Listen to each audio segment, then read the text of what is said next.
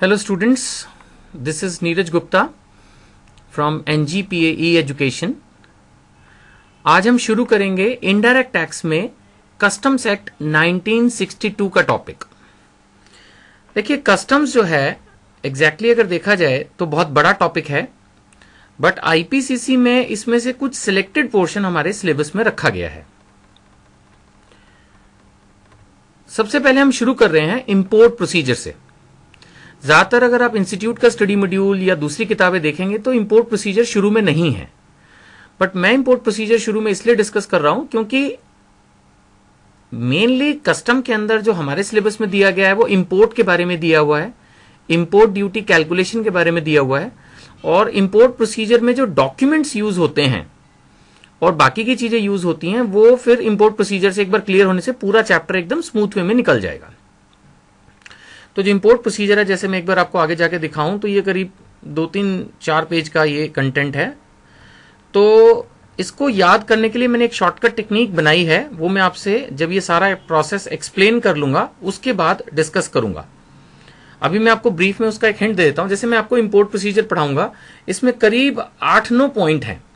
तो मैंने क्या किया कि उसके फर्स्ट वर्ड्स लेके एक शॉर्टकट एक सेंटेंस बनाया है जिससे इसको याद करना बहुत इजी हो जाएगा। मैं उस सेंटेंस को भी लिखता भी हूं। लुक, इंडिया में एंट्री उसी चैनल से बेटर है जो आसान है प्लस करेक्ट है।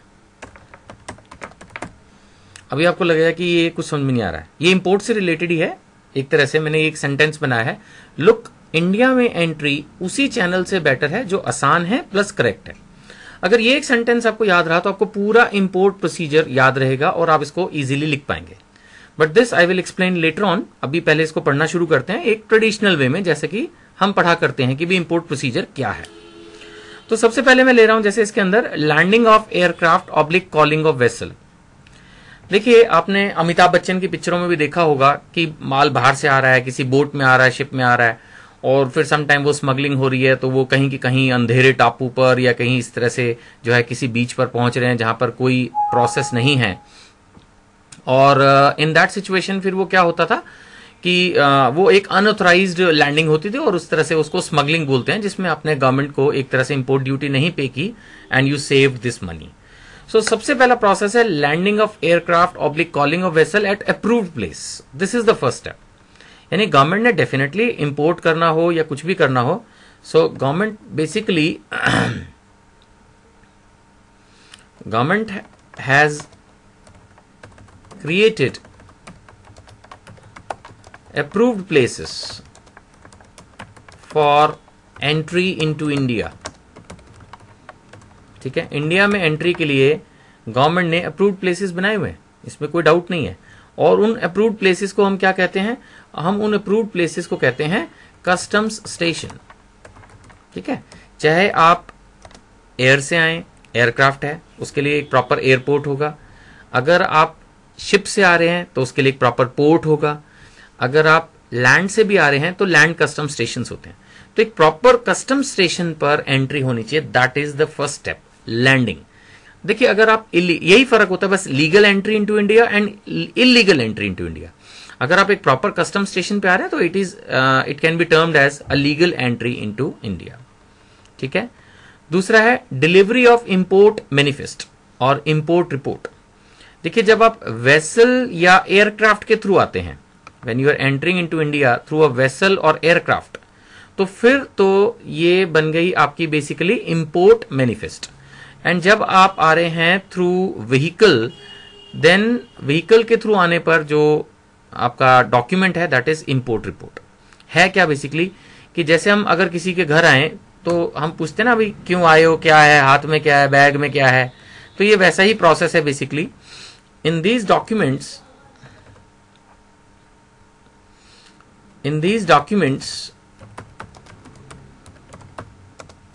we disclose, means as a master of the ship, जो बंदा उस वेसल को लेके आया, तो we disclose what we have।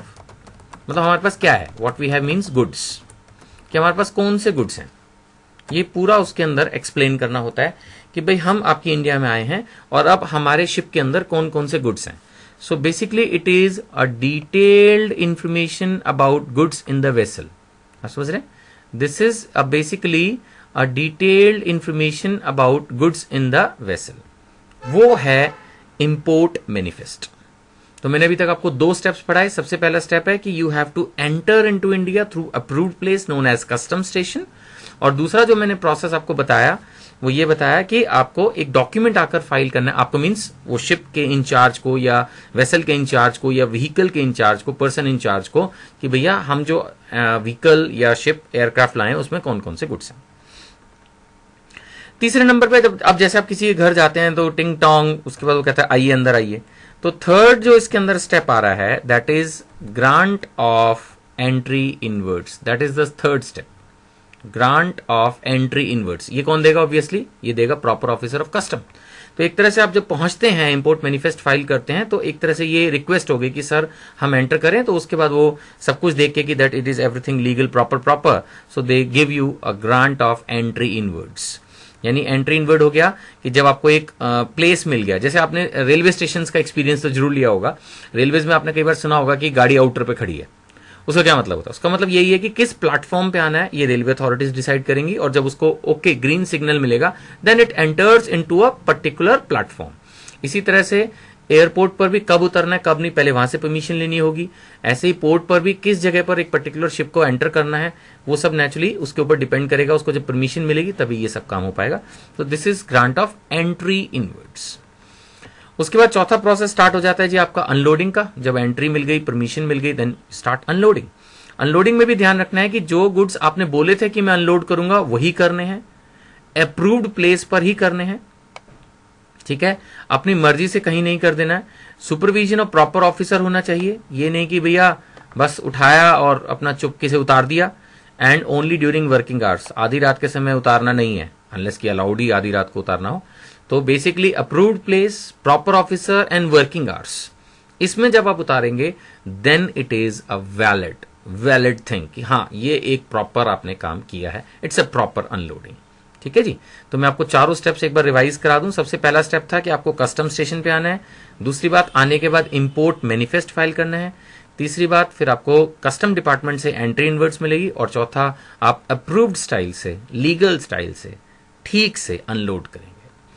जब आप अनलोड करते हैं तो उसके बाद गुड्स जाते हैं इन द कस्टडी ऑफ कस्टोडियन. एक अथॉरिटी है ये समझ लीजिए कस्टम डिपार्टमेंट की, कस्टोडियन.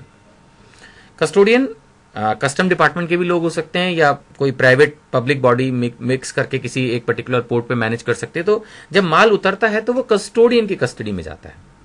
ये ध्यान रखिएगा कि कस्टोडियन की कस्टडी पे मैक्सिमम 30 डेज के लिए माल रहेगा. उतने दिन में या तो आपको उसको क्लियर करना होगा, या अगर अभी आपको माल नहीं चाहिए तो वेयर हाउस में डालना होगा, या अगर वो किसी दूसरे शिप के थ्रू दूसरे पोर्ट पर जाने तो उसमें दोबारा से लोड कर देना होगा. Means the custodian will keep the custody maximum for 30 days. और एक बात और भी है कि अगर गुड्स इस वक्त पिल्फर हो गए, यानी कि चोरी हो गए रास्ते में उतरने के बाद, जैसे माना गुड्स कस्टोडियन की कस्टडी में, and if they are pilfered then rule कहता है custodian shall be liable to pay duty on such goods. इन गुड्स पर जो ड्यूटी है वो कौन पे करेगा? कस्टोडियन. ठीक है, तो ये हो गया हमारा 5वां स्टेप. चौथा स्टेप था अनलोडिंग. अनलोडिंग के बाद माल चला गया इन द कस्टडी ऑफ कस्टोडियन. या वो अपनी मर्जी से जो है ना कंट्रोलर, कीपर, कोई टर्मिनोलॉजी अपनी मर्जी से मत लिखिएगा. देखिए आप अपने एग्जाम में जब थ्योरी क्वेश्चन अटेम्प्ट करते हैं, जैसे ये थ्योरी क्वेश्चन बनता है, तो इंग्लिश लैंग्वेज तो सेंटेंसेस तो आप अपने बना सकते हैं, लेकिन जो टर्मिनोलॉजीज हैं, अब जैसे बिल ऑफ एंट्री है या इंपोर्ट मैनिफेस्ट है, या जैसे अभी हमने पढ़ा डॉक्यूमेंट के बारे में एंट्री इनवर्ड्स है, ये जो सेंटेंसेस हैं, टेक्निकल सेंटेंसेस कह सकते हैं या टेक्निकल टर्म्स कह सकते हैं, इनको आप चेंज नहीं कर सकते. तो कस्टोडियन को कस्टोडियन ही लिखना है. चलिए ये हो गया. उसके बाद नेक्स्ट हमारा स्टेप आता है which is the most important one, and that is filing of bill of entry. Filing of bill of entry का मतलब यही होता है बेसिकली कि आपने ये चीज शो की कि हाँ भाई आप मेरे को माल जो है फिलहाल, अब इसमें भी बिल ऑफ एंट्री भी कई तरह के हैं. एक हो गया bill of entry for home consumption. Home consumption का मतलब है that you want the goods, तो आपने क्या किया, ड्यूटी असेस करा, पे किया, क्लियर करा लिया. लेकिन अगर अभी आपको नहीं चाहिए तो आप क्या कर सकते हैं, you may request, the assessee may request the goods to be warehoused. That will be the next step कि अभी आपको नहीं चाहिए, then you will request the goods to be warehouse. याद रखिएगा इसमें 2 तरह के बिल ऑफ एंट्री जो है फाइल होते हैं, ऊपर लिखे भी हुए हैं, फिर भी मैं दोबारा से इसको टाइप कर रहा हूं सो दैट आप इसको स्ट्रेस के साथ देख पाए कि मैं क्या टाइप कर रहा हूं। तो it is into bond bill of entry. ये कब फाइल होता है? ये होता है जब आप एक बॉन्ड भर रहे हैं, डबल ड्यूटी बॉन्ड, कि हाँ भाई अभी मुझे माल नहीं चाहिए, this bill of entry is required for where housing.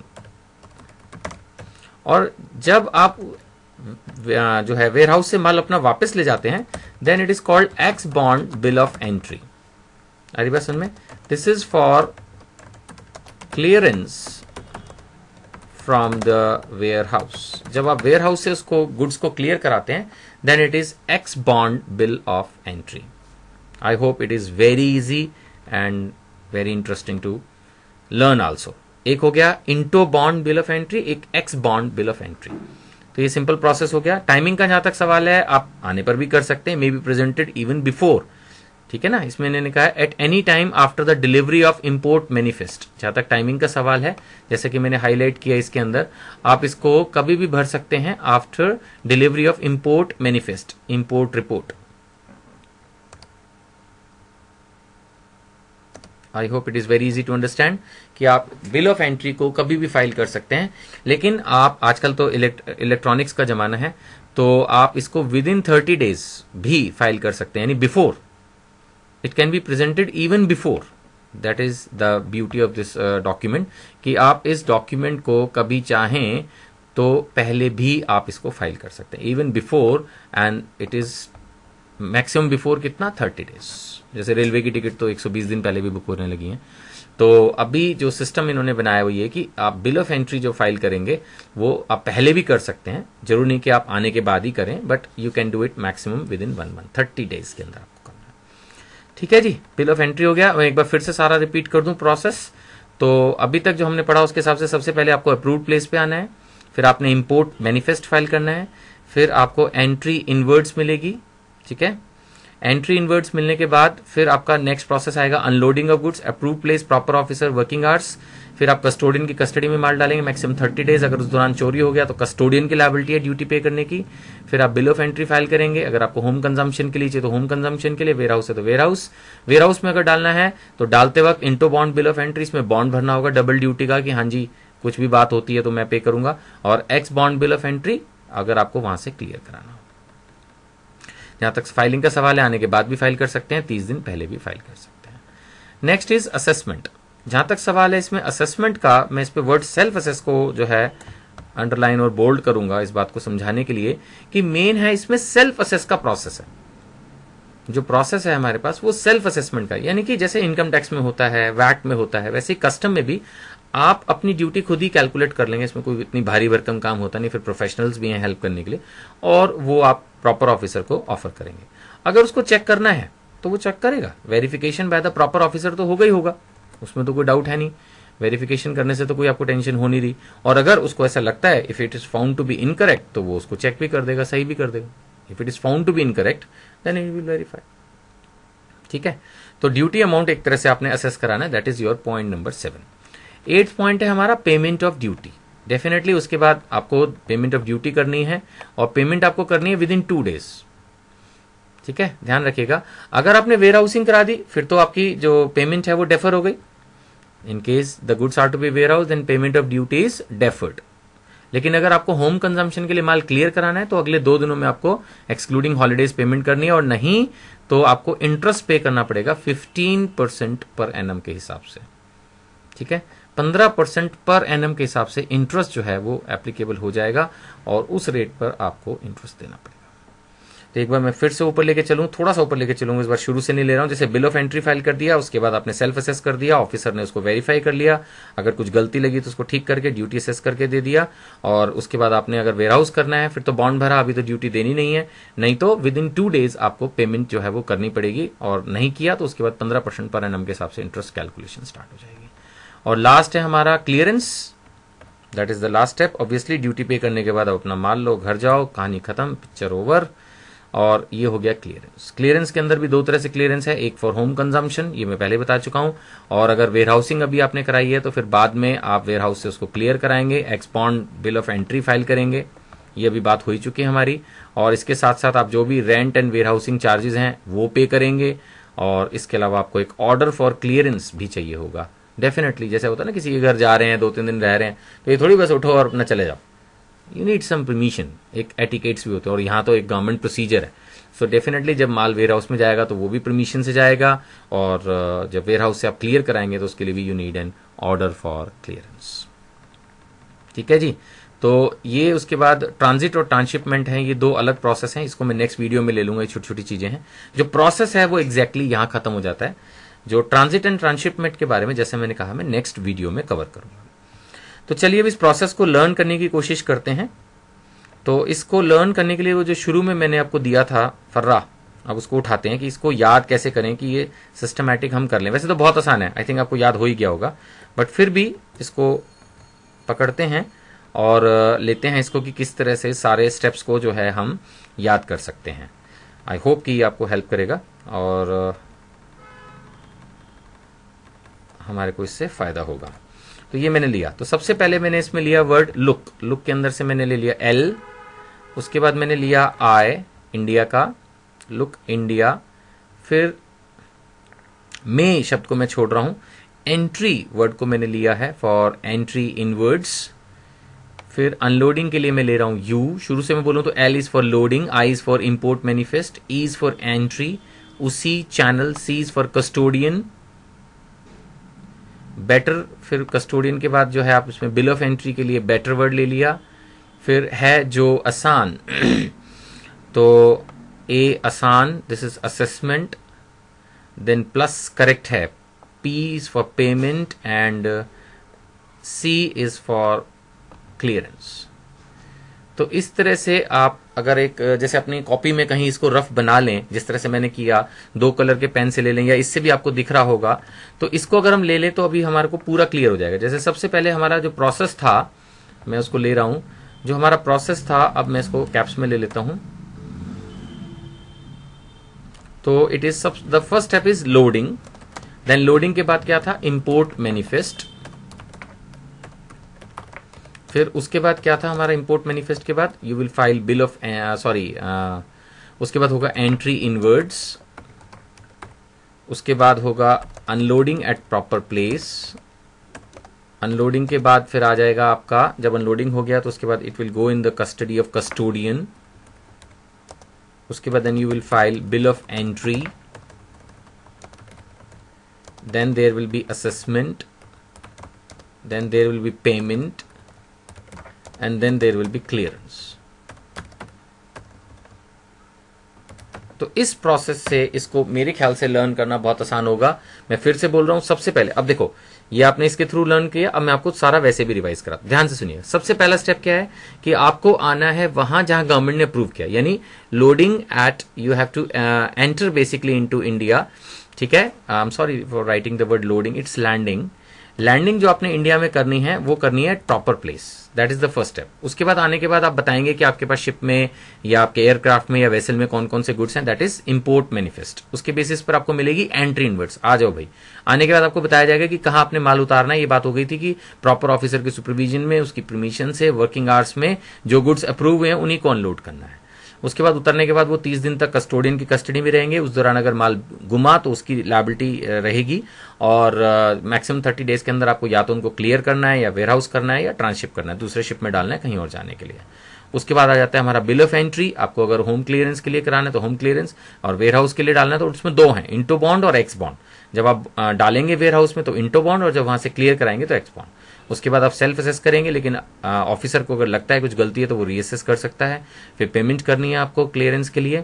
वैसे तो पेमेंट डेफर हो जाएगी अगर आपको अभी वेयर हाउस किया, नहीं तो पेमेंट आपको क्लियर कराने के लिए पे करना है 2 दिन के अंदर, नहीं तो 15% पर एनम का इंटरेस्ट है, और लास्ट में आप उसको क्लियरेंस कराएंगे। ठीक है, so this is the procedure. I hope कि आपको ये सारा क्लियर हो गया होगा और कोई दिक्कत आपको नहीं है।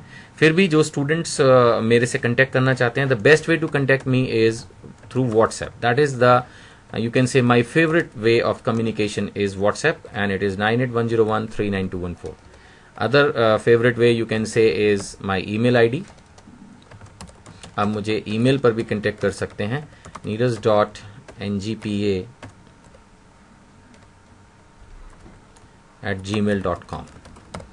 ठीक है, आई होप कि आपको ये वीडियो यूजफुल लगेगी। आगे भी आप पढ़ते जाइए, मैं क्विकली जो है वीडियोस और बनाता जा रहा हूं आप लोगों के लिए, तो आप पढ़ना अपना शुरू करें। और जब भी आप पढ़ें तो अपनी बुक को जरूर साथ में रखें, क्योंकि मैंने ये बुक जो आप लोगों को दी असेसमेंट ईयर 15-16 की, उसी के हिसाब से जो है ये सारी वीडियोस मैं बना रहा हूं। Thank you.